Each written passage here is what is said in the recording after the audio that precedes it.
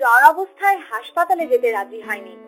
School ছাত্রীকে বাথরুমে নিয়ে গিয়ে নগ্ন করে বেধড়ক মারধরের অভিযোগ উঠল হোস্টেল সুপারের বিরুদ্ধে।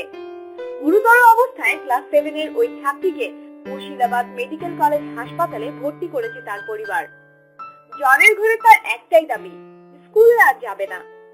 ঘটনাটি ঘটেছে পশ্চিমবঙ্গের বর্ধমানের পানাগড় এলাকার বুদবুদের মামুন ন্যাশনাল স্কুল হোস্টেলে।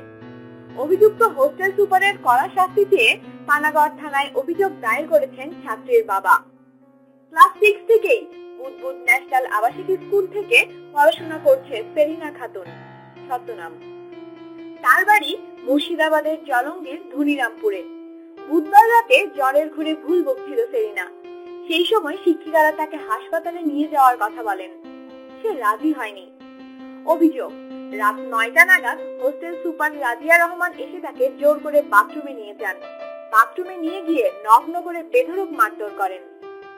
এমনকি ওই রাতেই তার গায়ে পানি ঢেলে দেওয়া হয়। এর জেরে অজ্ঞান হয়ে পড়ে ওই ছাত্রী। বৃহস্পতিবার সকালে তার বাড়িতে খবর দেয়। টানা 2 দিন হোস্টেলের ঘরের বিছানায় পড়েছিল সে।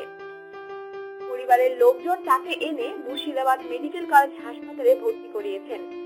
আতঙ্কে সে স্কুলে ফিরে যেতে আপত্তি জানিয়েছেন ওই ছাত্রী। সাফ দাবি, আমি আর ওখানে ফিরতে চাই না। হোস্টেলে ফিরে গেলে মেয়ের প্রাণ সংশয়ের সম্ভাবনা রয়েছে বলে মনে করছেন তার অভিভাবকরা। এই ঘটনায় হোস্টেল সুপারের শাস্তির দাবি করেছে ছাত্রীর মা। ইতিমধ্যেই পানাগড় থানায় লিখিত অভিযোগ দায়ের করেছেন ছাত্রীর বাবা।